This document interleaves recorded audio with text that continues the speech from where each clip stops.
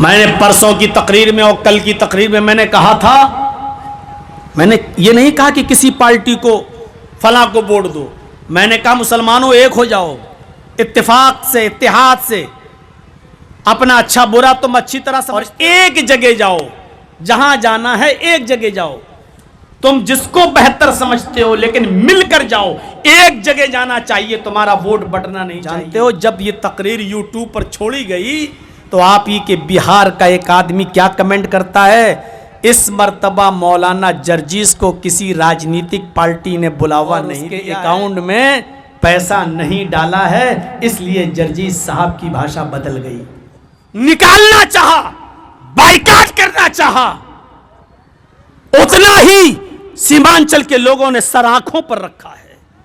میں نہیں جانتا ہوں یہ سب حقیقت، تمہارے ان کمنٹوں کو میں اپنی جوتی پہ رکھتا ہوں، تمہارے ان طنز کو اور تمہارے ان اعتراضوں کو میں اپنے جوتی پر رکھتا ہوں۔ کیا اتفاق اور اتحاد کی بات کرنا غلط ہو گیا؟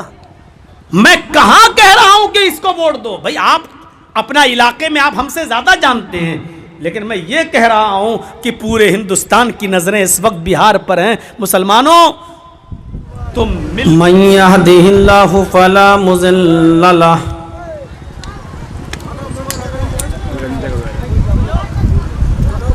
ومن یضللہ فلا ہادی لہ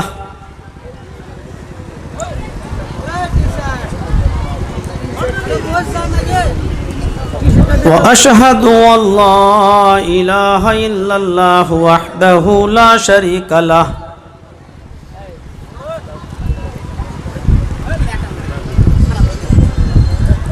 وأشهد أن محمدا عبده ورسوله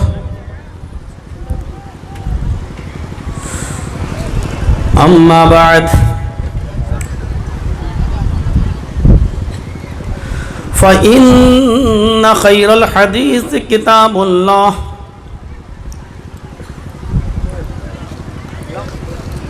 وخير الهدي هدي محمد صلى الله عليه وسلم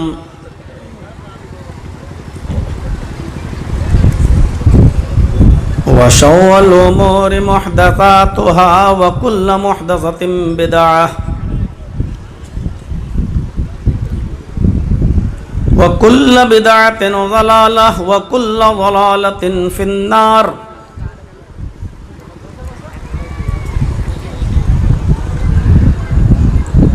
أعوذ باللہ من الشیطان الرجیم،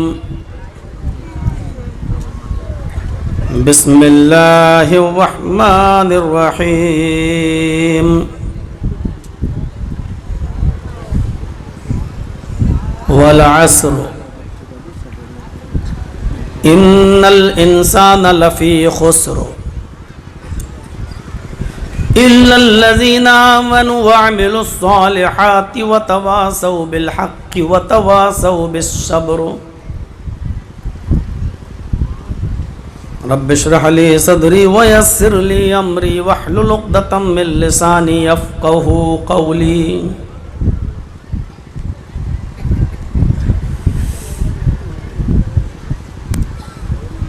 اس اجلاس کے روح رواں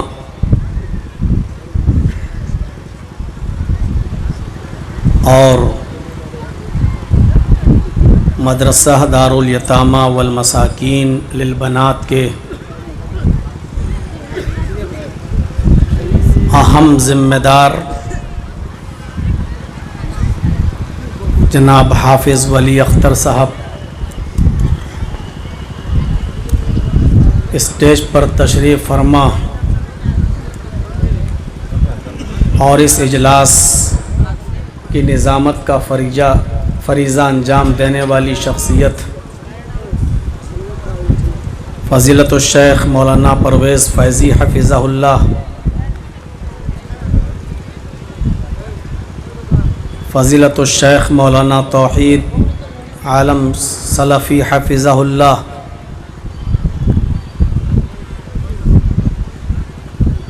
مدرسے کے دیگر اراکین و ممبران و ذمہ داران، اسٹیج پر بیٹھے ہوئے معقر علماء کرام،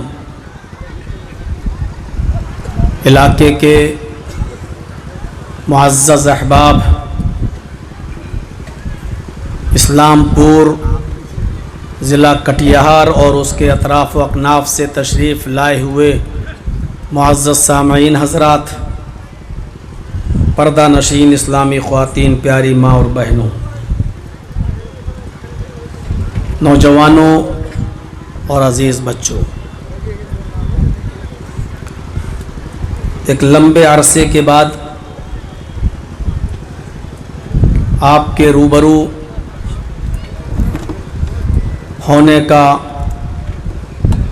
موقع ملا۔ آپ کی چاہت، آپ کی محبت کو سلام کہتا ہوں، قدر کرتا ہوں۔ اللہ رب العالمین ہم سب کو سارے علماء سے محبت کرنے والا بنا دے، ان کی کہی ہوئی باتوں کو سننے والا اور سننے سے زیادہ ہمیں عمل کرنے والا بنا دے۔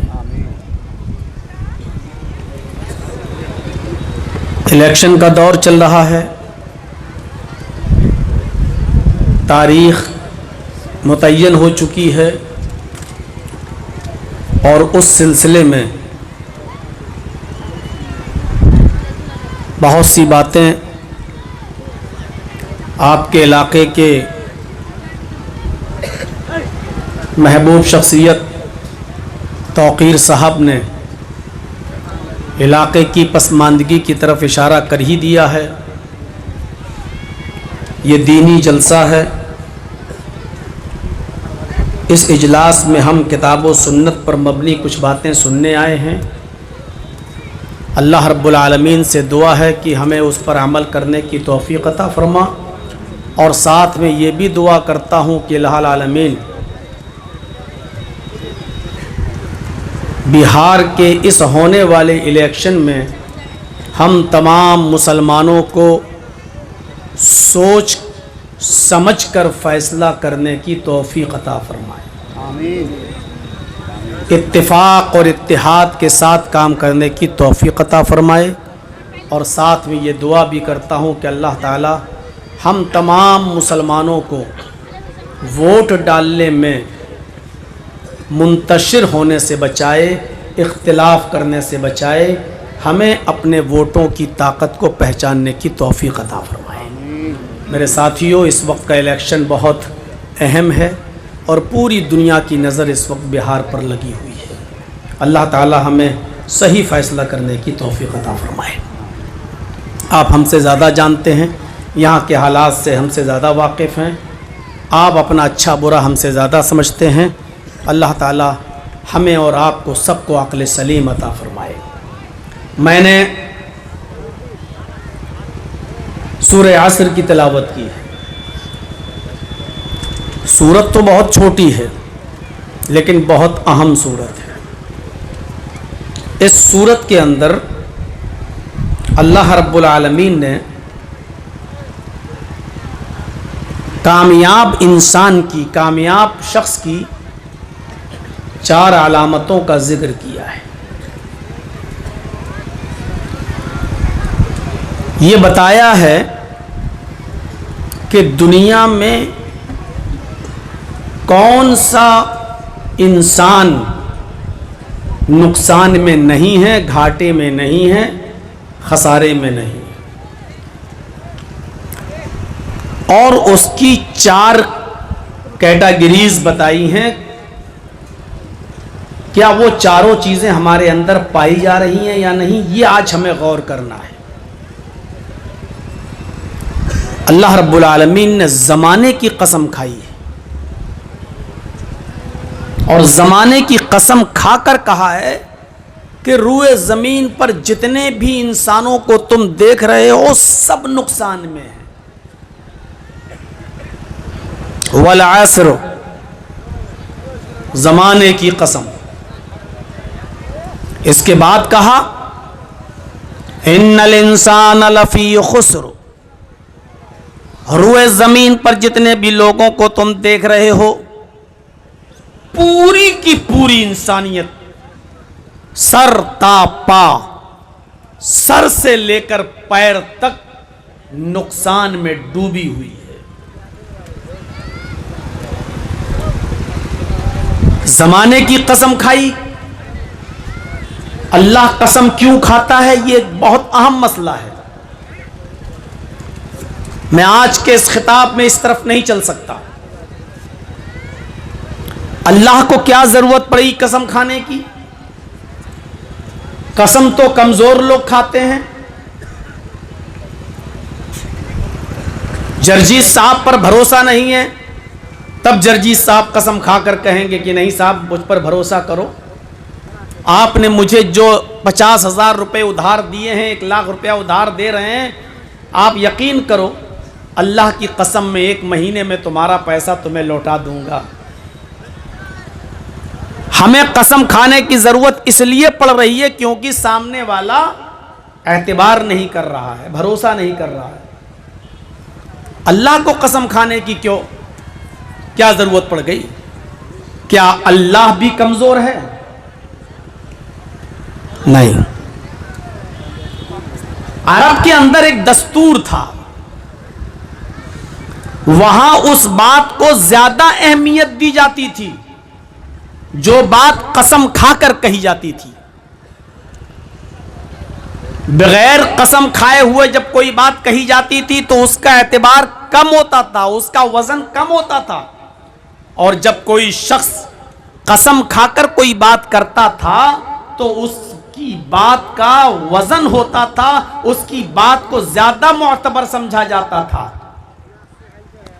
یہاں اللہ تعالیٰ نے عرب کے اسی مزاج کو سامنے رکھتے ہوئے لوگوں کو بتایا کہ آئے عرب کے لوگوں،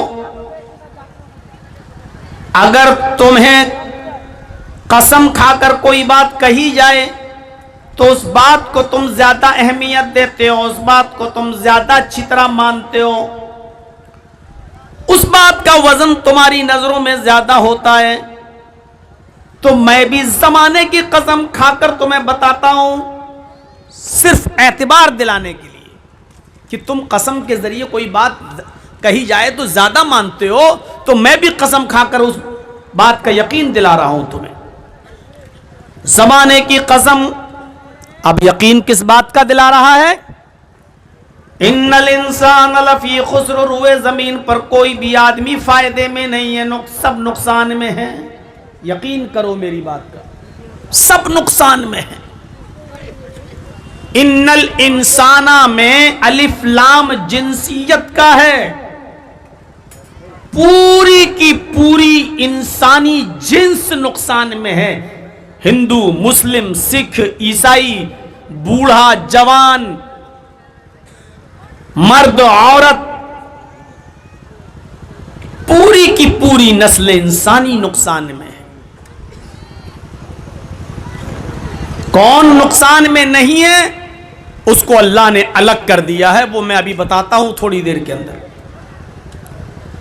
ساری انسانیت نقصان میں ہے، جتنے بھی لوگ دنیا میں ہیں سب نقصان میں ہیں، اور اس کے لیے زمانے کی قسم کھائی اللہ نے۔ یاد رکھنا ایک مسئلہ، اللہ جس کی قسم کھانا چاہے وہ کھا سکتا ہے، اللہ کے اوپر کوئی پابندی نہیں ہے، لیکن بندہ ہر کسی کی قسم نہیں کھا سکتا ہے۔ ہم اور آپ جس کی قسم کھانا چاہیں نہیں کھا سکتے۔ اولاد کی قسم، بیٹے کی قسم، بیوی کی قسم، باپ کی قسم، اماں کی قسم، تیری قسم، میری قسم، تیری جان کی قسم، یہ سب نہیں چلے گا۔ ہمیں اور آپ کو صرف بحالت مجبوری اللہ کی قسم کھانے کی اجازت ہے، بس کسی غیر کی نہیں۔ اور جو اللہ کو چھوڑ کر کسی اور کی قسم کھاتا ہے وہ شرک کرتا ہے۔ نبی اکرم نے فرمایا من حلف لغیر اللہ فقد اشرک، جس نے غیر اللہ کی قسم کھائی، جس نے اللہ کے علاوہ کسی اور کی قسم کھائی، اس نے شرک کیا۔ اللہ کے علاوہ کسی اور کی قسم نہیں کھائی جا سکتی، لیکن اللہ جس کی بھی قسم کھانا چاہے کھا سکتا ہے، اللہ کے اوپر کوئی پابندی عائد نہیں کر سکتا۔ زمانے کی قسم اللہ نے کیوں کھائی، یہ چیز سمجھنے کی ہے۔ امام رازی رحمت اللہ علیہ فرماتے ہیں کہ میں نے بہت غور کیا، 25 سال تک مطالعہ کیا، اور میں نے یہ سوچا، جاننا چاہا کہ اللہ نے زمانے کی قسم کیوں کھائی، اور ساری دنیا کے انسانوں کو نقصان میں بتانے کے لیے اس نے زمانے کی قسم کھائی۔ اس کی وجہ کیا ہے؟ کہتے ہیں کہ مجھے اس کا کوئی صحیح ریزن نہیں مل رہا تھا کہ میں کیسے پتہ لگاؤں کہ اللہ نے زمانے کی قسم کیوں کھائی۔ کہتے کہ ایک دن میں نماز پڑھانے کے لیے نکلا، ظہر کا وقت تھا۔ ظہر کی نماز پڑھانے کے بعد جب میں واپس آ رہا تھا تو میں نے ایک برف بیچنے والے کو دیکھا۔ آپ نے بھی کبھی کبھی گرمیوں میں دیکھا ہوگا، بہت سے لوگ برف بیچتے ہیں ٹھنڈا پانی کرنے کے لیے، آپ لوگ خرید لیتے ہیں۔ اب تو خیر گھر گھر فریج ہو گئی ہے تو فریج میں برف جما لیتے ہیں۔ اس زمانے میں برف کی سلیاں رکھی رہتی تھیں بڑی بڑی، تو لوگ اسی میں سے پھوڑ کر توڑ کر کاٹ کر برف بیچا کرتے تھے۔ امام راضی کہتے ہیں کہ میں جب نماز پڑھا کر واپس آ رہا تھا تو میں نے ایک برف فروش کو دیکھا، برف بیچنے والے کو دیکھا کہ وہ برف بیچ رہا ہے، اور برف کی قیمت میں آج کل کے ٹائم کے اور وقت کے حساب سے بتلا رہا ہوں، وہ چیخ رہا تھا، چلا رہا تھا، 2 روپے کلو، 2 روپے کلو، 2 روپے کلو۔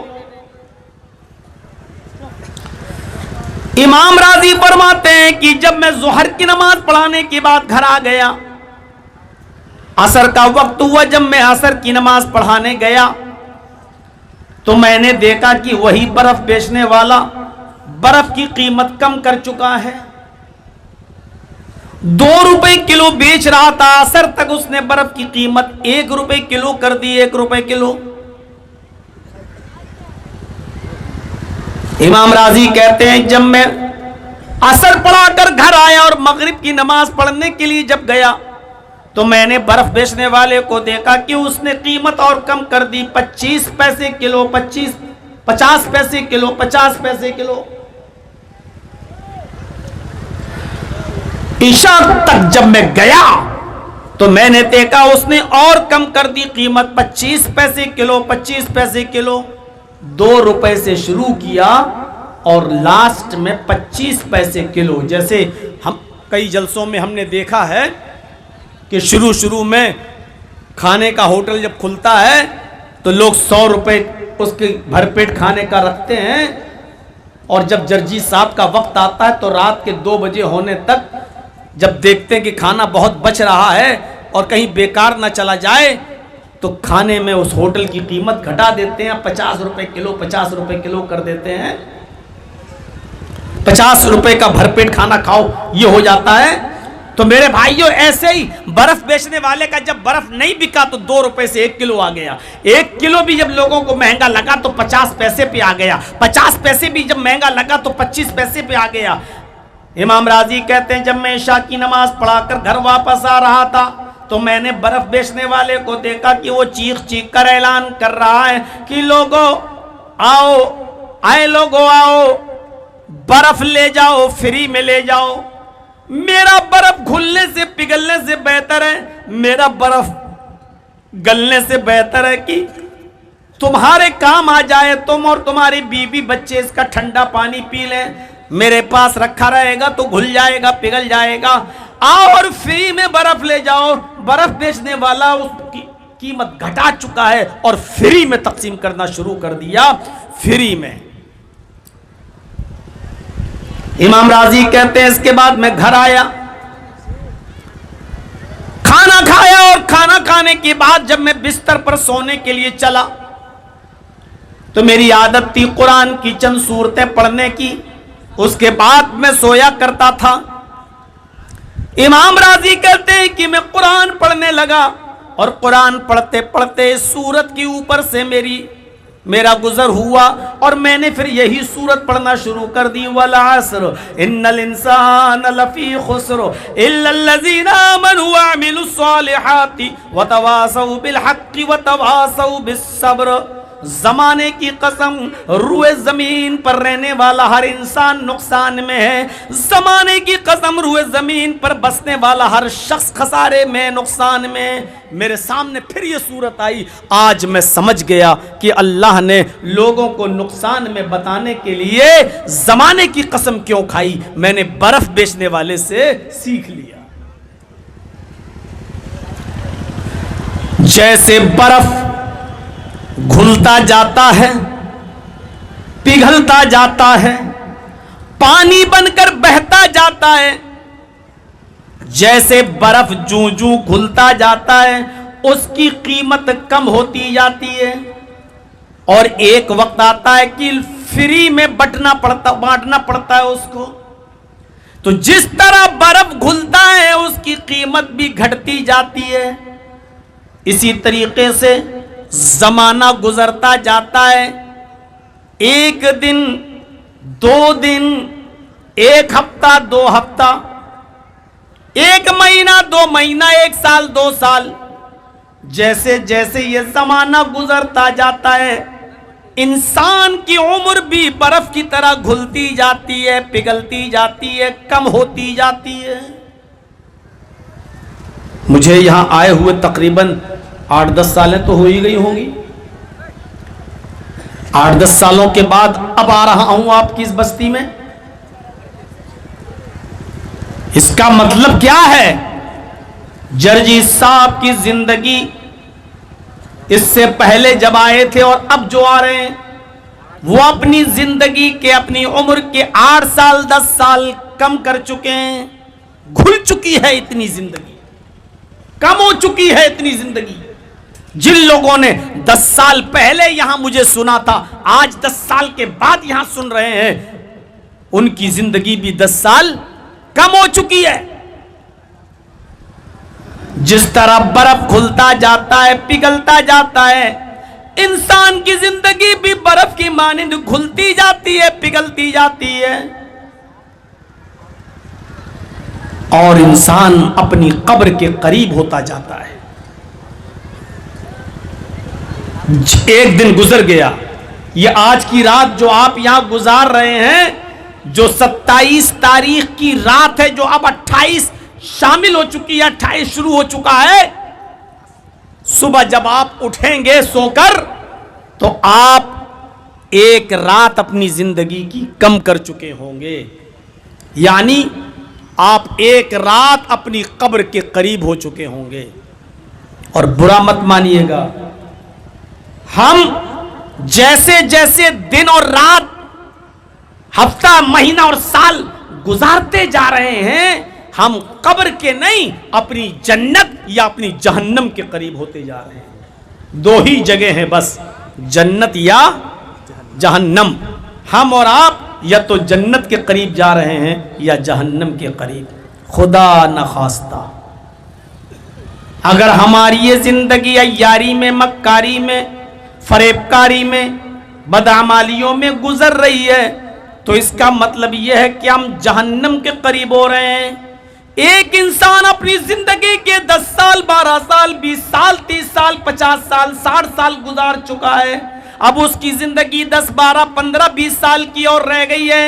اب وہ اپنی جنت یا جہنم کے بس اتنا قریب رہ گیا ہے. اگر اس کی یہ 60 سال کی زندگی گناہوں میں گزر گئی ہے، بدعمالیوں میں گزر گئی ہے، تو اس سے بڑا نقصان کیا ہو سکتا ہے کہ یہ انسان جہنم کے اتنا قریب ہو چکا ہے. اسی نقصان کو بتایا، والعصر ان الانسان لفی خسر. زمانے کی قسم، روئے زمین پر رہنے والا ہر انسان نقصان کے اندر ہے. ہر انسان اپنی منزل کے قریب ہوتا جا رہا ہے اور منزل 2 ہی ہے. منزل 2 ہی ہے، جنت یا جہنم. اور جنت اتنی آسان نہیں ہے جتنی آسان ہم اور آپ سمجھے بیٹھے ہیں. کچھ بھی کرتے رہیں جنتی ہیں. ٹھیک ہے اللہ بہت بڑا غفور الرحیم ہے، مہربان ہے، لیکن اس کا مطلب یہ نہیں ہے کہ ہم اس کی قہاریت کو بھول جائیں۔ ٹھیک ہے اللہ بہت مہربان ہے، لیکن اس کا یہ مطلب نہیں کہ ہم اس کی بنائی ہوئی جہنم کو فراموش کر دیں۔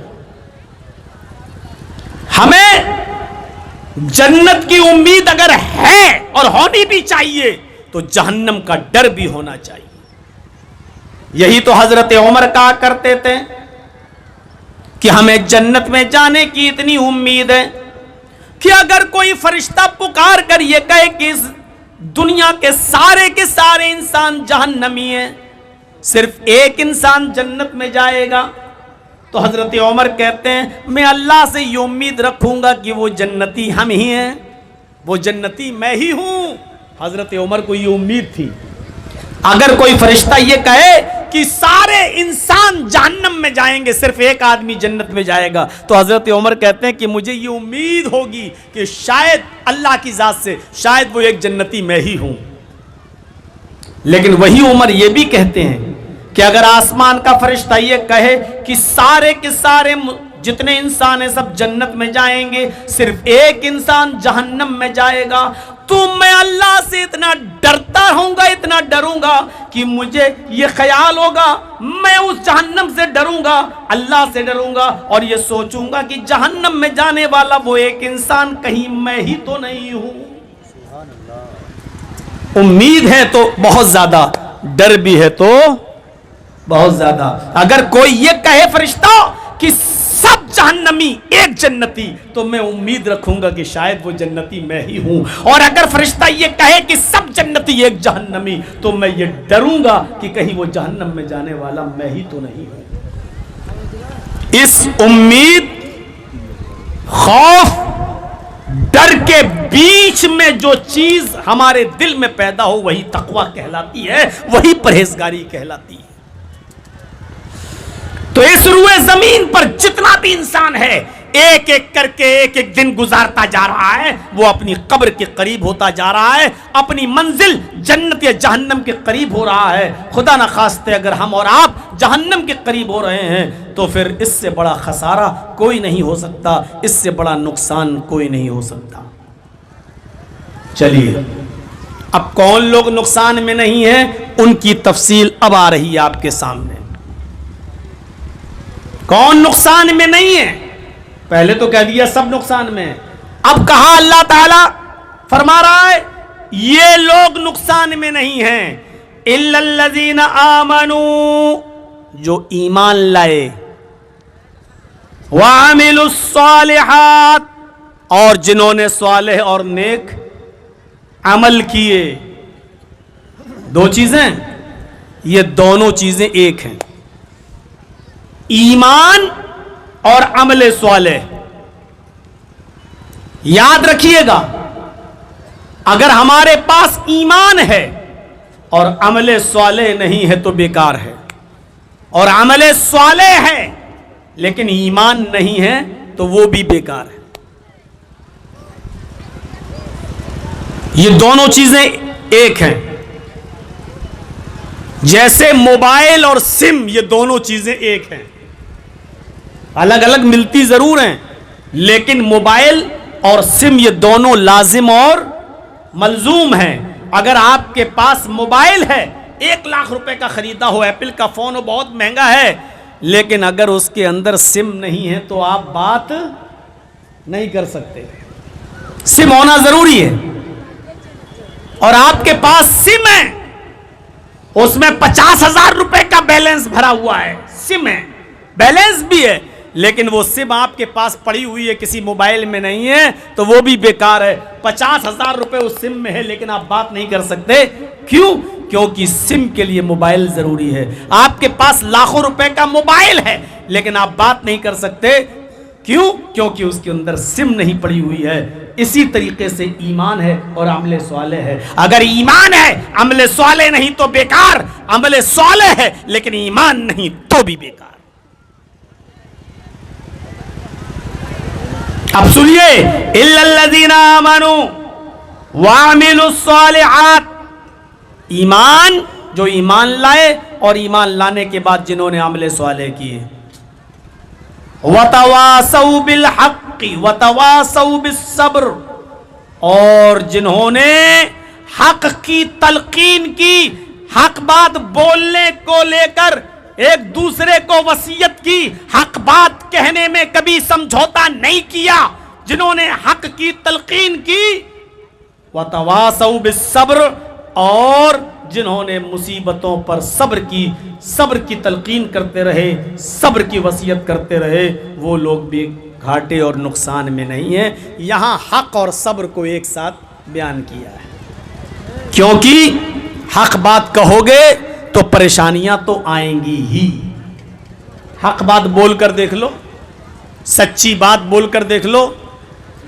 دونوں آدمی آپ کے قریبی ہوں اور دونوں لڑ رہے ہوں اور آپ کو فیصلہ بنا دیا جائے، دونوں آپ کے دوست ہوں، آپ ان دونوں کے منہ پر، ایک آدمی حق پر ہوگا ایک باطل پر، آپ ان دونوں کے سامنے حق والے کو حق کہہ کر دیکھو اور جھوٹے کو جھوٹا کہہ کر دیکھو، آپ نہیں کہہ پائیں گے.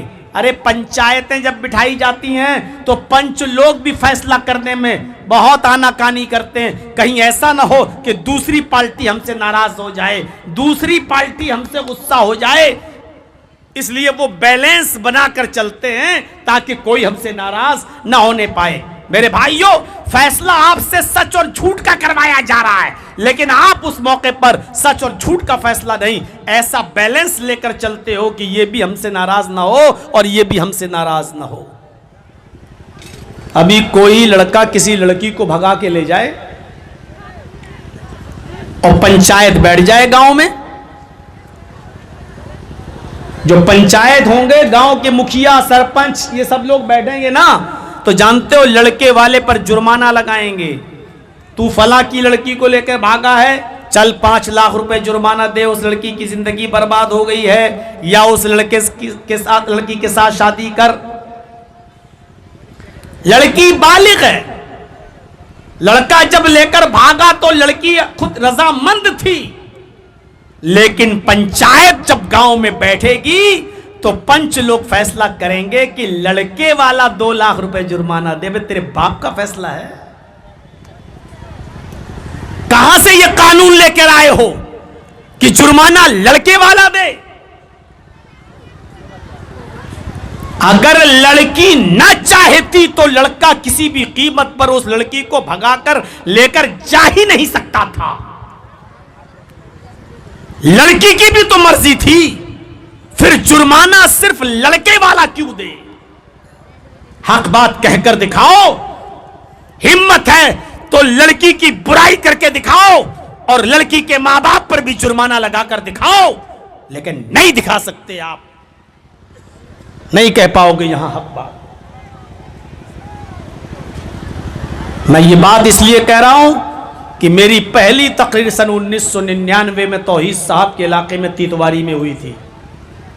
اس بہار میں سب سے پہلا پروگرام میرا تیتواری میں ہوا تھا 1999 میں. 2025 چل رہا ہے، 26 سال کا تجربہ ہے مجھے اس بہار اور سیمانچل کا. بڑے بڑے فیصلے میں نے بھی دیکھے ہیں، کئی جلسے ایسے دیکھے ہیں کہ ہمارے جلسوں میں بھی لڑکی بھاگی ہے، لڑکے لے کے بھاگے ہیں. کئی ایسے فیصلے بھی سنے ہیں کہ دوسرے دن اس گاؤں کے مکھیا نے، اس گاؤں کے سرپنچ نے، اس گاؤں کے لوگوں نے مل کے فیصلہ کیا کہ لڑکے والا 5 لاکھ روپے دے گا لڑکی والے کو. یہ فیصلے بھی ہم نے سنے ہیں. ہم نے کوئی فیصلہ کیا نہیں ہے، لیکن ہم نے فیصلے سنے ہیں. یہ بتایا گیا ہے، انصاف نہیں، اسی لیے کہا وَتَوَاصَوْا بِالْحَقِّ. حق بات کی جو تلقین کرتے ہیں، اور حق بات جب کہو گے تو کسی کے تو برے ہوگے. حق بات کہہ کر نکل جاؤ اور سب تمہیں دعائیں دیں، ایسا ہو ہی نہیں سکتا. الحق برٌ، حق تو کڑوا ہوتا ہے. آپ سچ بات کہہ دیں اور کوئی آپ سے کچھ نہ کہے، یہ تو ہو ہی نہیں سکتا. اس لیے جب آپ حق بات کہیں گے تو آپ کو سننا بھی پڑے گا، آپ کو گالیاں بھی کھانا پڑیں گی، آپ کے ہاتھوں میں ہتھکڑیاں بھی لگیں گی, آپ کے پیروں میں بیڑیاں بھی ڈالی جائیں گی, آپ کو جیل کی سلاخوں میں بھی ڈالا جائے گا. اگر آپ ان تمام پریشانیوں میں صبر کرنے کی طاقت رکھتے ہیں تو آپ حق بات بولیے, اور اگر آپ کے اندر صبر کرنے کا جذبہ نہیں ہے تو حق بات مت بولیے. تو حق اور صبر دونوں کو ایک ساتھ پیش کیا ہے. اب پہلی چیز میں بتا رہا ہوں آپ کو, اِلَّا الَّذِينَ آمَنُوا, جو ایمان لائے, وَعَمِلُوا الصَّالِحَاتِ, اور جنہوں نے نیک عمل کیے. ایمان ضروری ہے اور اس کے ساتھ عمل صالح بھی ضروری ہے. ہمارے پاس ایمان ہے لیکن عمل صالح نہیں ہے. ہمارے کافر بھائیوں کے پاس بہت اچھے اچھے کام ہیں, عمل صالح کرتے ہیں, لیکن ان کے پاس ایمان نہیں ہے. آپ چلے جائیے بمبئی, ٹاٹا ہاسپٹل سنا ہوگا آپ نے. میں نے بھی اپنے پھپھیرے بھائی کا 11 سال علاج کرایا, اپنے کاندھے پر لے لے کے میں دوڑا. مجھے معلوم ہے وہاں کے حالات. کتنے غیر مسلموں کو میں نے دیکھا جو پھل فروٹ لے کے آ رہے ہیں, جو خیرات دان لے کر آ رہے ہیں, اور غریب لوگوں کی مدد کرتے ہیں وہاں. کتنے لوگوں کو میں نے دیکھا ٹرکوں پر بھر بھر کر پھل لاتے ہیں اور کینسر پیشنٹ لوگوں میں بانٹ رہے ہیں. کتنی سنستھاؤں اور تنظیموں کو دیکھا میں نے. میرے پاس بھی ایک سنستھا کے لوگ آئے کہ آپ کا پھپھیرا بھائی کارڈ وارڈ ہو تو دیجئے, اگر غریب ہے تو اس کا 4 لاکھ 5 لاکھ 10 لاکھ کا جتنا ہی خرچہ ہوگا ہماری سنستھا ہماری تنظیم اٹھانے کے لیے تیار ہے. غور کیجئے آپ, مریضوں کا علاج کرانا کتنی اچھی بات ہے. مریضوں کے لیے رحمت بننا کتنی بڑی بات ہے. آج میں نے کئی کافروں کو میں نے وہاں دیکھا بمبئی میں, غیر مسلموں کو, ان کی سنستھاؤں کو اور تنظیموں کو جو غریبوں کی مدد کر رہی ہیں. ہندو مسلمان نہیں دیکھ رہی ہیں, مدد کر رہی ہیں, لیکن ان کا یہ اچھا کام بیکار ہے, اس لیے کہ بیچارے اچھا کام کر رہے ہیں لیکن ایمان نہیں ہے. ابھی گرمیاں جب شروع ہوتی ہیں, مئی اور جون کا مہینہ, آپ کی گاڑی اسٹیشن کے جس پلیٹ فارم پر رکتی ہے فوراً لوگ وہی پہنچ جاتے ہیں اور آپ کی بوتل میں ٹھنڈا ٹھنڈا پانی بھرنے لگتے ہیں. برف ان کے مٹکوں میں اور ڈرم میں ہوتا ہے, آپ کے ڈبے کے پاس کوچ کے پاس آ جاتے ہیں اور آپ کو فری میں پانی پلاتے ہیں اور آپ کی بوتلوں میں بھر دیتے ہیں. کتنا اچھا کام ہے پیاسوں کو پانی پلانا. میرے بھائیوں, کتنا اچھا کام کر رہے ہیں وہ لوگ, لیکن ایمان نہیں ہے. ہمارے پاس ایمان ہے, اللہ کو مانتے ہیں, ہاں مانتے ہیں, رسول کو مانتے ہیں, ہاں مانتے ہیں, قرآن پڑھتے ہیں, ہاں, روزہ رکھتے ہیں, ہاں, ہمارے پاس ایمان ہے لیکن عمل صالح نہیں ہے. ہمارے پاس عمل صالح نہیں ہے. ہم سنیچر کو مسجد میں نہیں دکھیں گے, اتوار کو مسجد میں نہیں دکھیں گے, سوموار کو مسجد میں نہیں دکھیں گے, منگل کو ہماری شکلیں مسجد میں نہیں دکھیں گی, بدھ کو ہماری شکلیں مسجد میں نہیں دکھیں گی, جمعرات کو ہماری شکل مسجد میں نہیں دکھے گی. جمعے کو 11 بجے ہی نہا دھو کر سعودی عرب کا رومال لال والا اپنے کندھے پہ ڈال کر, اونچی ٹوپی خوبصورت رنگ کی اور عود اور جنت الفردوس کی خوشبو لگا کر ہم اگلی صف میں سب سے پہلے بیٹھے ہوں گے.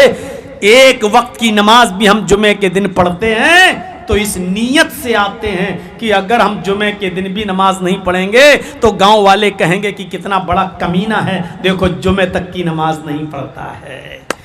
یہ عمل صالح ہے. ایک دن میں ایک وقت کی نماز بھی ہم نے پڑھی ہے تو وہ بھی لوگوں کو دکھانے کے لیے کہ لوگ کیا کہیں گے اگر ہم جمعے تک کی نماز نہیں پڑھیں گے. اس قوم سے کیا امید لگائی جائے. اور اگر کسی پارٹی کا نام لے دوں گا تب تو آپ آپے سے باہر ہو جائیں گے کہ فلاں آدمی ہی نے مولانا کو, فلاں پارٹی ہی نے پیسہ دیا, تب آپ یہ کہیں گے. تو میرے بھائیوں, اچھا اور برا آپ ہم سے زیادہ جانتے ہیں کیونکہ آپ اس علاقے کے رہنے والے ہیں, آپ بہتر سمجھتے ہیں. سنیے, میں پھر اپنی بات پر آتا ہوں. ایک وقت کی نماز بھی اگر ہم پڑھتے ہیں تو اس میں بھی نیت کیا ہوتی ہے کہ لوگ یہ نہ کہیں کہ دیکھو کتنا بڑا کمینہ ہے، جمعے تک کی نماز نہیں پڑھتا. جرجیت صاحب مسجد میں گھس گئے، لوگوں ظہر کی اذان ہو رہی ہے، عصر کی، چلو نماز پڑھو. اب جرجیت صاحب کے دل میں یہ ہے کہ اذان ہو گئی، اب مسجد میں چلے ہی جاؤ بہتر ہے. کیوں؟ اگر مسجد میں نہیں گئے اور نماز نہیں پڑھی تو لوگ کہیں گے کہ دیکھو مولوی ہو کے نماز نہیں پڑھ رہا ہے، تقریریں تو خوب نماز کے اوپر کرتا ہے، خود نماز نہیں. جرجیت صاحب لوگوں کو دکھانے کے لیے مسجد میں گھس گئے. حاجی صاحب دکان پہ بیٹھے، اچانک اذان کی آواز آئی. حاجی صاحب نے لڑکے سے کہا بیٹا تم دکان پر بیٹھو، میں نماز پڑھنے جا رہا ہوں، جب میں نماز پڑھ کے آ جاؤں تو پھر میں دکان پہ بیٹھ جاؤں گا، اب بعد میں تم چلے جانا. حاجی صاحب تو جماعت کے ساتھ نماز پڑھ رہے، لیکن حاجی صاحب کا 25 سال کا بیٹا دکان پر بیٹھا ہے. حاجی یہ اذان تیرے لیے بھی ہے اور تیرے 25 سال کے بیٹے کے لیے بھی ہے. جو جماعت کے ساتھ نماز پڑھنے تو گیا، یہ جماعت تیرے لیے بھی اور تیرے 25 سال کے بیٹے کے لیے بھی ہے. تیرا بیٹا 25 سال کی عمر میں جماعت کے وقت اذان کے ہو جانے کے بعد جو دکان کھول کر کسٹمر کو کپڑا بیچ رہا ہے، اتنی دیر تک جماعت کے ہو جانے تک اس نے جتنا بھی کپڑا بیچا ہے یہ کمائی حرام ہے، حرام ہے یہ کمائی.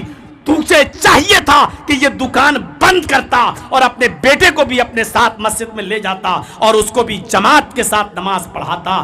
حاجی صاحب اس لیے مسجد میں چلے گئے نماز پڑھنے کہ اگر میں نہیں جاؤں گا تو لوگ کہیں گے حاجی ہے، حج کر کے آیا ہے، پھر بھی نماز نہیں پڑھتا. مولانا صاحب جو بینک میں کام کرتے ہیں ان کا کیا ہوگا؟ جو فلاں جگہ آفس میں رہتے ہیں ان کا کیا ہوگا؟ آفس کا مالک اجازت نہیں دیتا نماز پڑھنے کی تو کیا ہوگا؟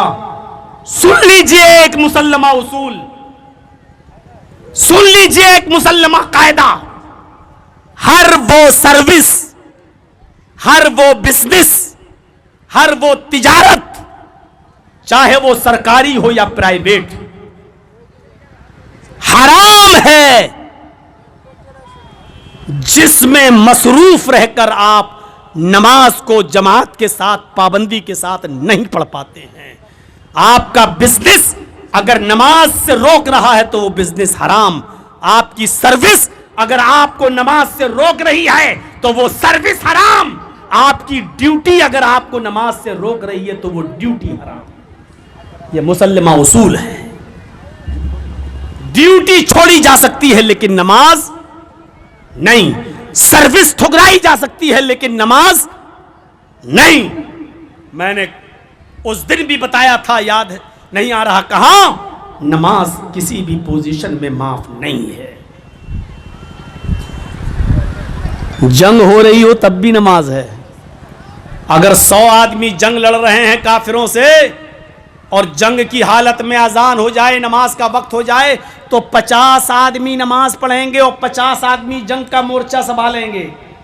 پھر یہ 50 2 ہی رکعت پڑھیں گے، وہاں صرف مغرب کی 3 پڑھیں گے، فجر کی 2 اور ظہر کی 4 کی جگہ 2، عصر کی 2، عشاء کی 4 کی جگہ 2 رکعت پڑھی جائے گی. اور جب یہ 50 آدمی نماز پڑھ چکیں گے تب یہ مورچہ سنبھال لیں گے جنگ کا، اور جن لوگوں نے نماز نہیں پڑھی پھر وہ نماز پڑھیں گے. سوچئے جو نماز جنگ کی حالت میں معاف نہیں ہے وہ آپ کی سروس کی وجہ سے معاف ہوگی، وہ آپ کی بینک کی نوکری کی وجہ سے معاف ہوگی، وہ آپ کی سرکاری نوکری کی وجہ سے وہ نماز آپ کے اوپر سے اٹھا لی جائے گی. ہمارے ایمان کمزور ہیں، ہمیں نوکری اور سروس پر بھروسہ ہے لیکن ہمیں اسلام پر، اللہ رزق دیتا ہے، اللہ کے رزاق ہونے پہ بھروسہ نہیں ہے.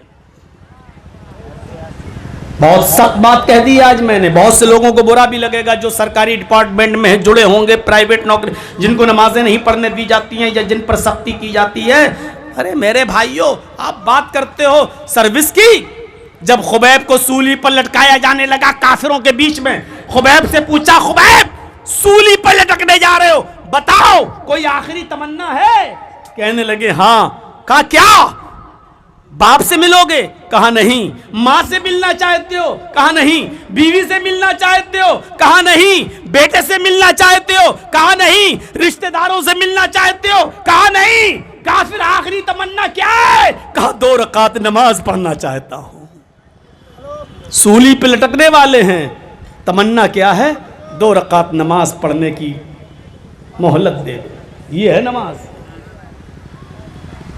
یہ ہے نماز.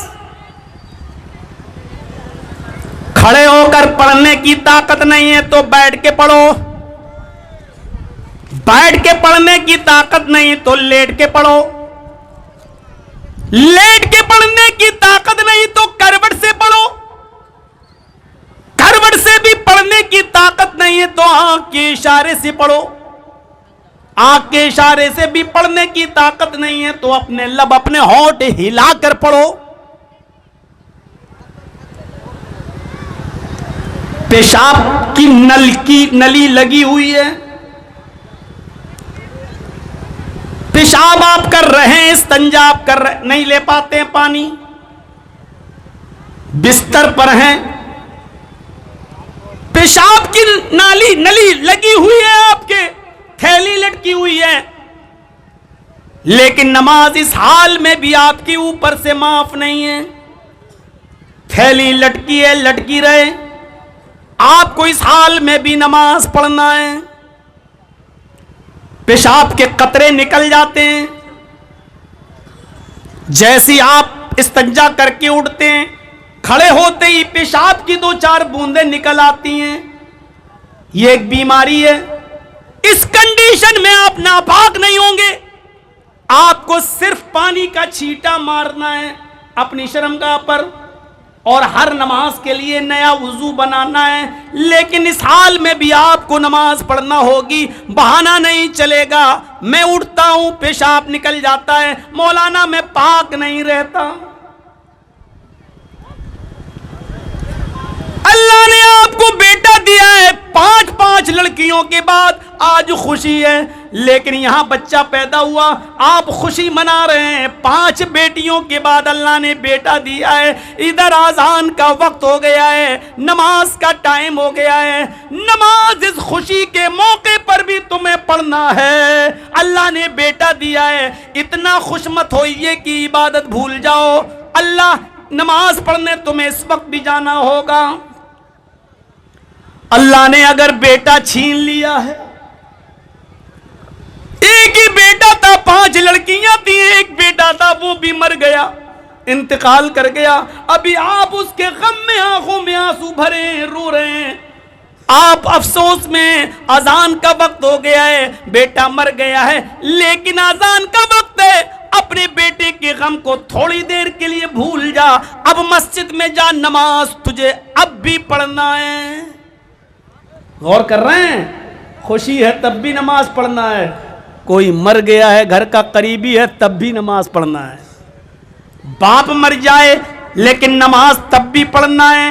ماں مر جائے نماز تب بھی پڑھنا ہے. بیوی مر جائے نماز تب بھی پڑھنا ہے. بیٹا مر جائے، بیٹی مر جائے، نماز تب بھی پڑھنا ہے.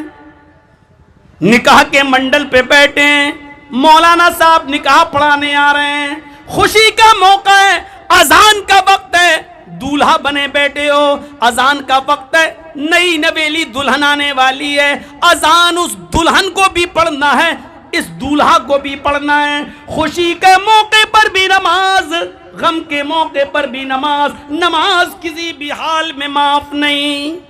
سروس چھوڑی جا سکتی ہے لیکن نماز نہیں. اِلَّا الَّذِينَ آمَنُوا وَعَمِلُوا الصَّالِحَاتِ، جو ایمان لائے اور جنہوں نے نیک عمل کیے. ہم نے نیک عمل، ایک وقت کی نماز بھی پڑھ لیں، پھر بھی کیا خیال آ رہا ہے؟ اگر جمعے کی نماز نہیں پڑھیں گے تو لوگ کہیں گے کتنا بڑا کمینہ جمعے تک کی نماز نہیں پڑھتا. یہ حالات ہیں آج ہمارے. تو ایمان بھی ہونا چاہیے اور عمل صالح دونوں. جیسے موبائل ہے تو سم بھی ہونا چاہیے، اور سم ہے تو موبائل بھی ہونا چاہیے. اور عمل صالح کس کو کہتے ہیں؟ یاد رکھیے گا، عمل صالح کے لیے ضروری ہے کہ وہ دل سے کیا جائے.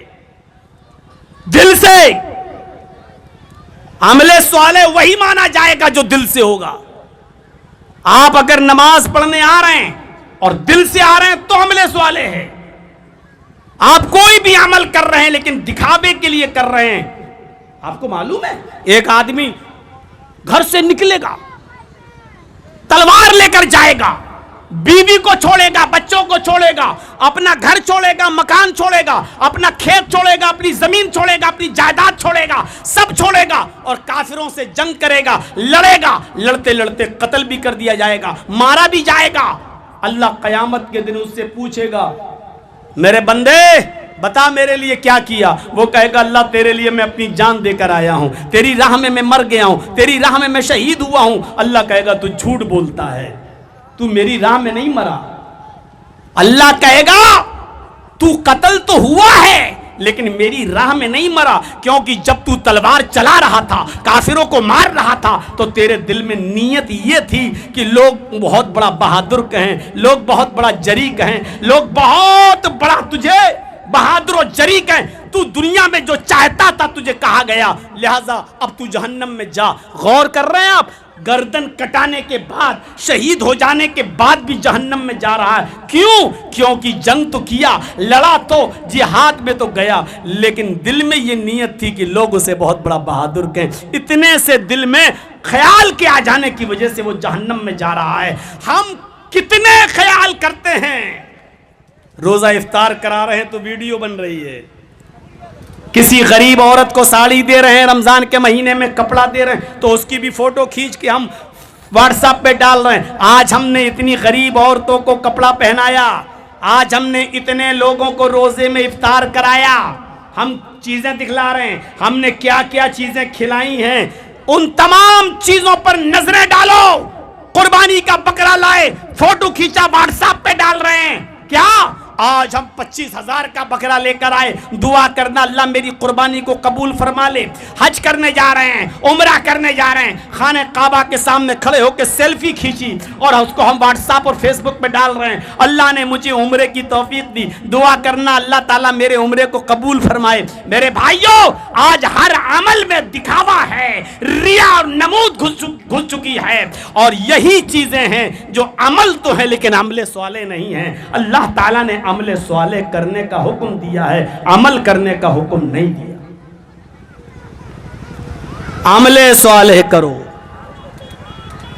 نیک عمل, خاص عمل اللہ کی رضامندی کے لیے ہو, کسی کو دکھانے کے لیے نہیں ہونا چاہیے, ریا اور نمود نہیں ہونی چاہیے. اس کے اندر یہ ہے ایمان اور عمل صالح. عمل صالح کی ایک جیتی جاگتی مثال دوں. اللہ کے نبی پر قرآن کی آیت نازل ہوتی ہے, من ذا الذی یقرض اللہ قرضا حسنا, کون ہے جو اللہ کو قرض حسنا دے, اللہ اس کو بدلے میں جنت دے گا. ابو الدحداح انصاری اڑتے ہیں, ابو الدحداح انصاری اڑتے ہیں, صحابی کہتے ہیں اللہ کے رسول کیا اللہ بھی قرضہ لیتا ہے؟ اللہ کے نبی نے فرمایا ہاں اللہ بھی قرض لیتا ہے, قرض حسنا. تم اللہ کی راہ میں اپنا مال صدقہ کرو گے تو اللہ بدلے میں تمہیں جنت دے گا. ابو الدحداح کہتے ہیں اللہ کے نبی میرے 2 باغ ہیں, 2 گارڈن ہیں, 2 باغ ہیں. باغ, ایک باغ میں نے اللہ کو صدقہ کر دیا, خیرات کر دیا, میں نے اللہ کی راہ میں صدقہ کر دیا. ایک باغ میں نے دے دیا.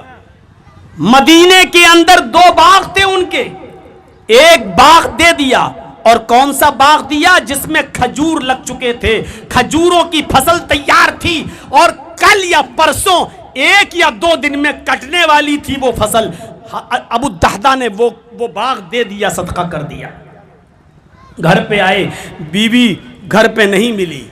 لوگوں سے پوچھا, پڑوسیوں سے, میری بیوی کہاں گئی؟ فرمایا وہ تو بچوں کو لے کے باغ میں چلی گئی ہے, وہاں بچوں کو لے کے باغ میں چلی گئی ہے, تمہارے بچے بھوکے تھے, وہ باغ میں کھجور کھلانے گئی ہے. ابو الدحداح وہیں سے بھاگتے ہیں اور اسی باغ کے پاس جاتے ہیں جو باغ انہوں نے صدقہ کیا تھا، اور باغ کے باہر کھڑے ہو کر دیکھتے ہیں کہ میری بیوی کھجور توڑ رہی ہے اور بچوں کو کھلا رہی ہے، آواز دیتے ہیں۔ اب باغ میں نہیں گھستے، جب میں نے یہ باغ اللہ کو صدقہ کر دیا ہے اللہ کی راہ میں تو یہ باغ میرا نہیں ہے، جب میرا نہیں ہے تو میں کیوں گھسوں اس باغ میں؟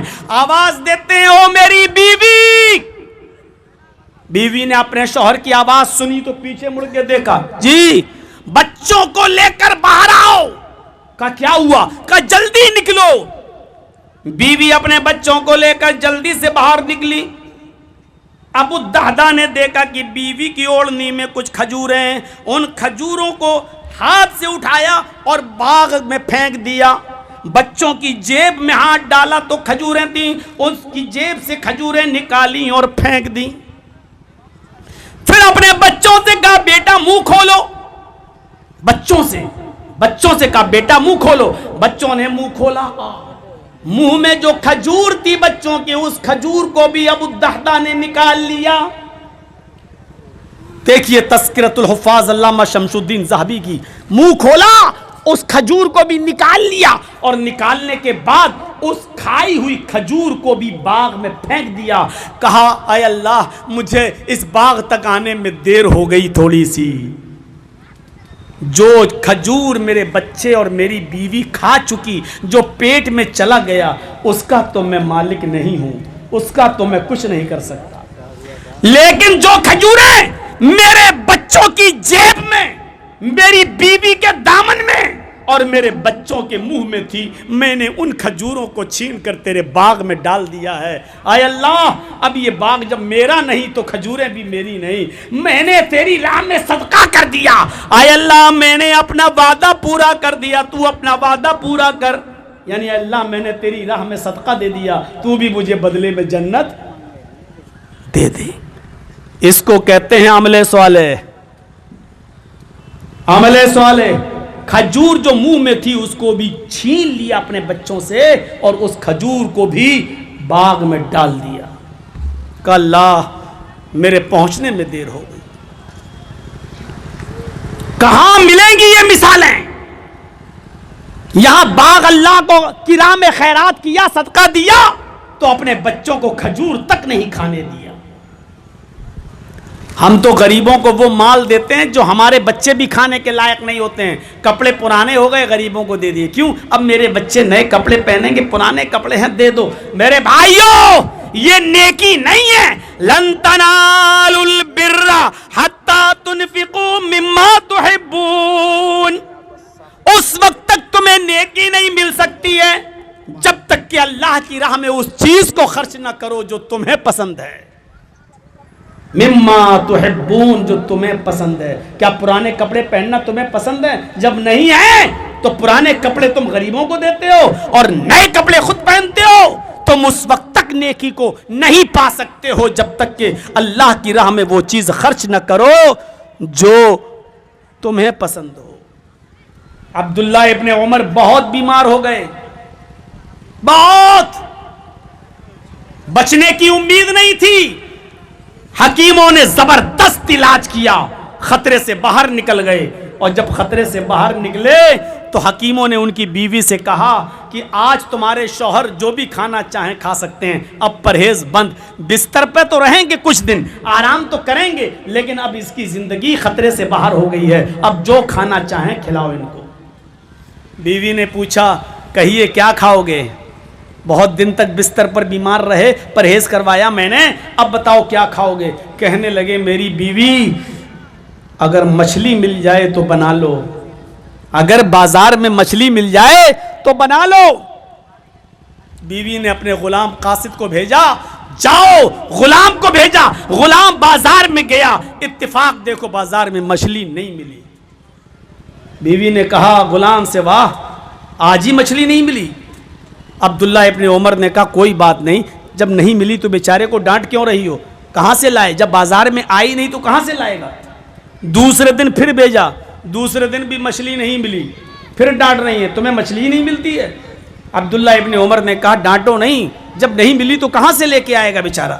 تیسرے دن غلام گیا اور ان کو مچھلی مل گئی، وہ مچھلی لے کر آیا۔ اور سنو میرے بھائیوں، मछली को बीवी ने धोया, काटा, बनाया, अच्छी तरीके से फ्राई किया, जैसे बनता था अरब में बेहतरीन तरीके से उस मछली को शोरबेदार बनाया और मछली के साथ पराठा बनाया और दस्तरखान लगाया और अपने शौहर को उठाकर बिठाया और अपने हाथ से पराठे का लुकमा तोड़कर मछली लगाकर जैसे ही अपने शौहर के मुंह में डालने वाली हुई, लो मुंह खोलो, आपकी पसंदीदा ग़िज़ा है मछली खाओ, पराठे से मछली को तोड़कर खिलाया, जैसे ही मुंह में डाला अब्दुल्ला इब्ने उमर ने मुंह खोला, उधर दरवाजे पर आवाज आती है, शैअन लिल्लाह, अल्लाह की राह में मुझे भी कुछ दे दो, अल्लाह की राह में मुझे भी कुछ दे दो, मेरे बच्चों ने भी कई दिन से खाना नहीं खाया।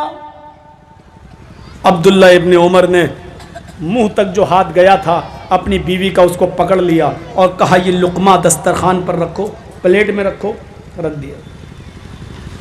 कहा जाओ ये मछली और ये पराठा सब उस गरीब को दे आओ जिसने अल्लाह की राह में मांगा है, उसके बच्चे भूखे हैं, खिला दो।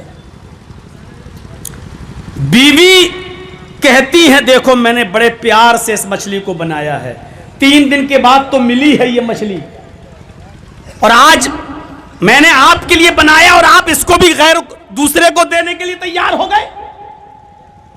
नहीं, अब्दुल्ला इब्ने उमर ने कहा, देखो अल्लाह के नाम पर उसने मांग लिया है, अब दे दो। बीवी ने कहा, अच्छा एक काम करते हैं, मछली और पराठे में जो कीमत लगी है, जो कीमत, इतनी कीमत, इतना पैसा मैं उसको दे देती हूं। मछली और पराठे की कीमत जितनी इसमें लगी है उतना मैं उसको दे देती हूं, वो अपनी मर्जी के मुताबिक खाना बना लेगा अपने घर पे। आपको मछली पसंद है, हो सकता है उसको और उसके बच्चों को कोई और अच्छी चीज पसंद हो, तो वो हम कीमत दे देते हैं, वो अपनी मर्जी से बना लेगा घर में खाना। अब्दुल्ला इब्ने उमर ने कहा, यह बहुत अच्छी बात है, जाओ उसकी कीमत लेकर आओ। बीवी कीमत लेकर आई और जाकर अब्दुल्ला इब्ने उमर को दे दिया। अब्दुल्ला इब्ने उमर ने हिसाब लगाया, इतने की मछली, इतने का तेल, इतने का आटा, इतने की लकड़ी, ये सब हिसाब किताब लगा के बोले कि हाँ हाँ ठीक है, तुम फ़कीर को, गरीब को ज़्यादा ही दे रही हो, कम नहीं दे रही हो, ठीक है जाओ दे के आओ। बीवी जैसे ही कीमत को लेकर मछली की कीमत को लेकर जैसे ही दरवाजे तक पहुंची, अभी दिया नहीं है फ़कीर को, अब्दुल्ला इब्ने उमर ने आवाज दी, मेरी बीवी इधर आओ, इधर आओ, अभी मत दो उसको, कीमत मत दो, इधर आओ, इधर आओ। फिर आ गई। अब क्या हुआ, उन्होंने लाओ कीमत दो, अपने हाथ में पैसा भी ले लिया और उसी दस्तरखान पर रख दिया और पूरा दस्तरखान उठाया, मछली और पराठा और साथ में कीमत भी, दोनों। कहा जाओ इदफ़ई इलैहि, जाओ इसको उस फकीर को देकर आ जाओ, मछली भी, पराठा भी और कीमत भी, दोनों चीजें। बीवी ने कहा, ये क्या कर रहे हैं आप, अभी तक मछली दे रहे थे, अब कीमत भी, दोनों चीजें। शौहर ने कहा, अब्दुल्ला इब्ने उमर ने, बीवी जितना कहा उतना करो, मैं जो कह रहा हूं वो करो, जाओ दोनों चीजें देकर आओ। बीवी ने शौहर की बात मानी, मछली भी दे दी, पराठा भी दे दिया, कीमत भी दे दी, आकर बैठ गई। और सुनो नौजवानों, अब्दुल्ला इब्ने उमर जवाब क्या देते हैं, कहा, मेरी बीवी तुम नाराज मत होना। कहा, इसमें नाराज होने की तो बात ही है, आप कीमत भी दे दी आपने और मछली भी दे दी, एक चीज दे देते। आए मेरी बीवी, जब तुम उसको कीमत देने जा रही थी तो मैं सोचने लगा कि मुझे कीमत ज्यादा पसंद है या मछली। जब तुम मछली देने जाने लगी तो मैं सोचने लगा मछली ज्यादा पसंद है या कीमत। मैं इस नतीजे पे नहीं पहुंच पा रहा था कि मुझे कीमत ज्यादा महबूब है या मछली, इसलिए मैंने दोनों चीजें उसको दे दी, क्योंकि अल्लाह फरमाता है, लन तनालुल बिर्रा हत्ता तुनफिकू मिम्मा तुहिब्बून, तुम नेकी उस वक्त तक नहीं पा सकते हो जब तक कि तुम अल्लाह की राह में वो چیز خرچ نہ کرو جو تمہیں سب سے زیادہ پسند ہو. میں نے دونوں چیزیں دے دی. اے اللہ تو اچھی طرح جانتا ہے مجھے قیمت زیادہ پسند ہے یا مچھلی زیادہ پسند ہے. میں نے دونوں چیزیں دے دی, کوئی ایک چیز تو قبول کر رہے. میں نے دونوں چیزیں دے دی. اس کو کہتے ہیں عمل صالح. ایمان اور عمل صالح دونوں ضروری ہے. وَتَوَاصَوْا بِالْحَقِّ وَتَوَاصَوْا بِالصَّبْرِ. حق بات ہمیشہ کہیے, کسی کی پرواہ نہیں ہونی چاہیے. جو ناراض ہوتا ہے ہوتا رہے, لیکن حق بات کہنے میں پریشانیاں تو آئیں گی تو صبر بھی کریے. بہت بڑی بڑی مصیبتیں آئیں گی. آپ حق بات کہہ دو اور بچ جاؤ, ہو نہیں سکتا. آپ صحیح بات کہہ دو اور لوگ کچھ نہ کہیں, ہو ہی نہیں سکتا. اللہ کے رسول نے کوہ صفا پر چڑھ کر جب اعلان کیا قولوا لا الہ الا اللہ, لا الہ الا اللہ کہہ دو, تو سب سے پہلے ابو لہب نے کہا کھڑے ہو کر تبا لک یا محمد لہذا جماعتنا. اے محمد تو برباد ہو جا, کیا اسی لیے جمع کیا ہے؟ ادھر اللہ کے رسول حق بات کہہ رہے ہیں, ادھر آپ کا چچا ابو لہب آپ سے کہہ رہا برباد ہو جا. کیا تو نے اسی لیے ہم کو اکٹھا کیا ہے, اسی لیے جمع کیا ہے؟ حق بات کہو گے تو پریشانی تو آئے گی. آپ سوچو کہ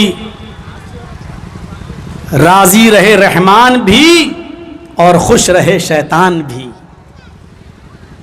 بیچ کی پالیسی اپناؤں, اللہ بھی خوش رہے اور شیطان بھی خوش رہے, تو ایسا نہیں ہو سکتا. شریعت میں ایسا کوئی کام نہیں کہ اللہ بھی خوش ہو اور شیطان بھی. اور اگر کوئی شخص ایسا کرنا چاہتا ہے کہ اللہ بھی خوش رہے اور شیطان بھی, تو وہ اللہ کو ناراض کر رہا ہے, شیطان کو خوش کر رہا ہے. حق بات کہیے اور ڈنکے کی چوٹ پہ کہیے, جیسے امام احمد ابن حنبل نے حق بات کا اعلان کیا تھا, جیسے امام مالک رحمت اللہ علیہ نے حق بات کا اعلان کیا تھا. جانتے ہو کیا ہوا تھا؟ ایک غریب آدمی کی بیوی بادشاہ کو پسند آ گئی. بہت خوبصورت تھی بیوی, بادشاہ کو پسند آ گئی. بادشاہ نے لوگوں سے پوچھا کہ اس کی بیوی میری کیسے بنے گی؟ لوگوں نے کہا یہ تو غلط بات ہے بھائی, کسی غریب کی بیوی ہے تو میں اس کو اپنی بیوی کیسے بنا. کہا مجھے یہ عورت چاہیے, اب جائز کیسے ہوگی میرے لیے, وہ راستہ آپ نکالو. تو مولویوں نے راستہ نکالا, مولویوں نے راستہ نکالا. مولوی راستہ نکالتے ہیں, تو مولویوں نے راستہ نکالا کہ غریب آدمی کی, ایسے تو وہ طلاق دے گا نہیں, غریب آدمی کی گردن پر تلوار رکھ دیجئے اور زبردستی کہیے اپنی بیوی کو طلاق دے, اگر نہیں دے گا تو میں تیری گردن اڑا دوں گا. وہ ڈر جائے گا اور طلاق دے دے گا, اور جب طلاق دے دے گا تو وہ عدت گزارے گی, اس کے بعد آزاد ہو جائے گی, آپ اس کے ساتھ شادی کر لیجئے.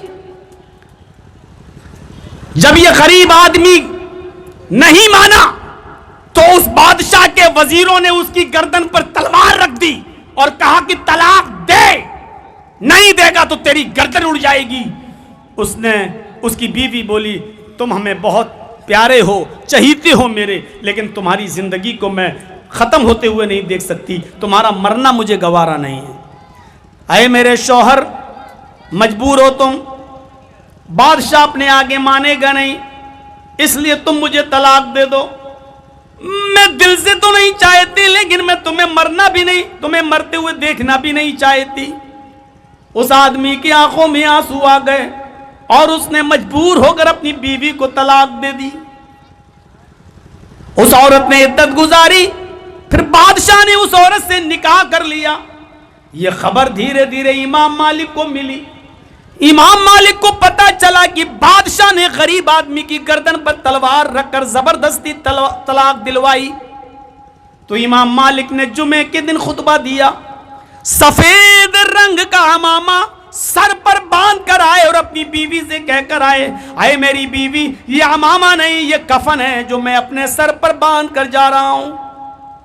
آج کا خطبہ بادشاہ کے خلاف ہوگا. بادشاہ اسی مسجد میں نماز پڑھنے کے لیے آتا ہے, ہو سکتا ہے بادشاہ کے خلاف بولنے کی وجہ سے مجھے سزا دی جائے اور میں عصر کی نماز عصر تک گھر پہ نہ آ سکوں, مجھے قتل کر دیا جائے. امامہ سفید کفن اپنے سر پہ لپیٹا اور مسجد میں چل دیے. 2 رکعت سنت پڑھی اور ممبر پر بیٹھ گئے. اذان ہوئی, پھر خطبہ دینا شروع کر دیا اور اس خطبے میں کہا کہ لوگوں, میں نے سنا ہے کہ کسی غریب عورت کی گردن پر تلوار رکھ کر اس غریب آدمی سے طلاق دلوائی گئی ہے اور بادشاہ نے اس غریب لڑکی, اس آدمی کی بیوی سے نکاح کر لیا ہے. سنو, اللہ کے نبی جناب محمد رسول اللہ کا فرمان ہے, ان الطلاق المکرہ لیس بشیء, زبردستی دلوائی ہوئی طلاق نہیں ہوتی ہے. بادشاہ اس عورت کے ساتھ حرام کاری کر رہا ہے, زنا کر رہا ہے. حق بات بول دی. بادشاہ کے ساتھ 500 سپاہی تلواریں لے کر گئے تھے. امام مالک نے جیسے ہی نماز پڑھی باہر نکلے, 500 باڈی گارڈوں نے ان کو گرفتار کر لیا. ان سے مسئلہ بدلوایا گیا, کوڑے مارے گئے ان کو. امام مالک ہر کوڑے پر کہتے گئے, ان الطلاق المکرہ لیس بشیء, زبردستی طلاق ہوتی ہی نہیں ہے, تم زنا کر رہے ہو اس عورت کے ساتھ. اتنا مارا کہ ان کے دونوں ہاتھ شل پڑ گئے, ٹوٹ گئے. کبھی آپ نے سعودی عرب میں حج کرتے ہوئے دیکھا ہوگا, بہت سے لوگ ایسے کرتے ہیں اللہ اکبر اور ہاتھ نیچے کر لیتے ہیں, ہاتھ نہیں باندھتے, ہاتھ چھوڑ کر نماز پڑھتے ہیں. وہ امام مالک کے ماننے والے, وہ کہتے ہیں کہ امام مالک نے, ہمارے امام نے ہاتھ چھوڑ کر نماز پڑھیا اس لیے ہم بھی پڑھیں گے. وہ ہاتھ نہیں باندھتے تھے, وہ مجبوری میں ہاتھ نہیں باندھتے تھے. بادشاہ نے اتنا مارا تھا ان کو کہ ان کے دونوں ہاتھ اٹھتے ہی نہیں تھے, دونوں ہاتھ توڑ دیے تھے. اس لیے وہ ایسے ہی کہتے تھے اللہ اکبر, ہاتھ نیچے ہی رہتے تھے, اٹھتے ہی نہیں تھے. اتنا مارا تھا بادشاہ نے, مجبوری میں ہاتھ نہیں اٹھتے تھے.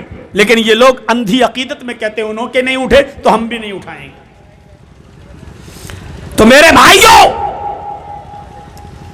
پھر ان کے پیروں میں بیڑیاں ڈالی گئیں, ہاتھوں میں ہتھکڑیاں ڈالی گئیں اور ان کو ایک اونٹ کے اوپر الٹا لٹا دیا گیا اور مدینے میں گھمایا جا رہا ہے اور کہا جا رہا ہے کہ دیکھو, بادشاہ کا کہنا نہ مانا, بادشاہ کے خلاف بولا ہے تو بادشاہ نے اس کو یہ سزا دی ہے.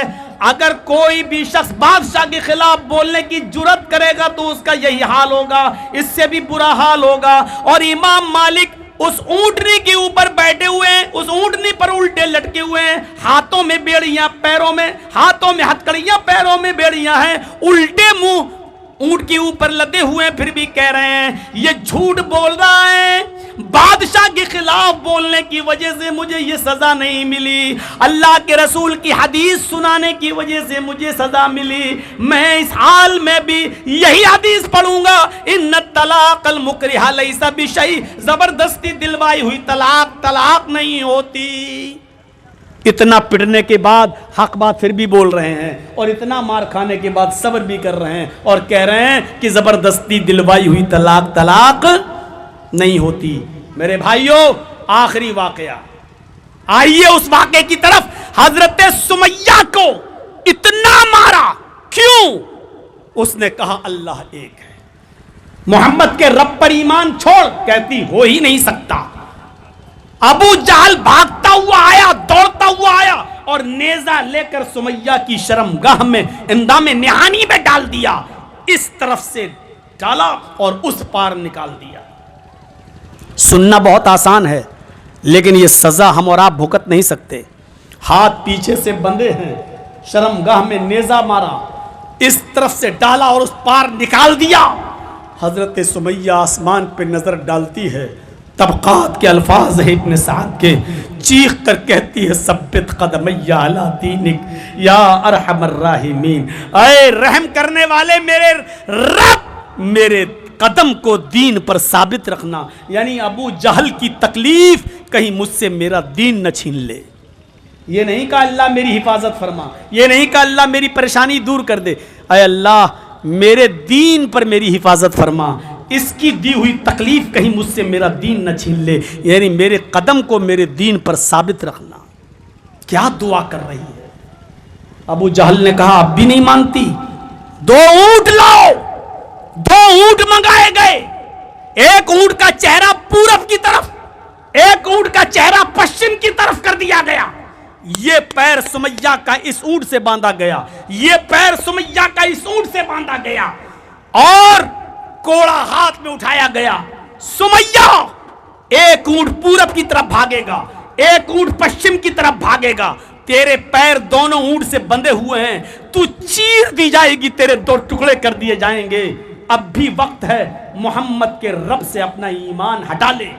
کہنے لگی ابو جہل جتنی دیر تو ان اونٹوں کو بھگانے میں لگا رہا ہے، اللہ کی قسم اتنی دیر مجھے جنت میں جانے میں لگ رہی ہے. جنت کی خوشبو میری ناک تک آ رہی ہے. جلدی مار ان اونٹوں کو. مارا.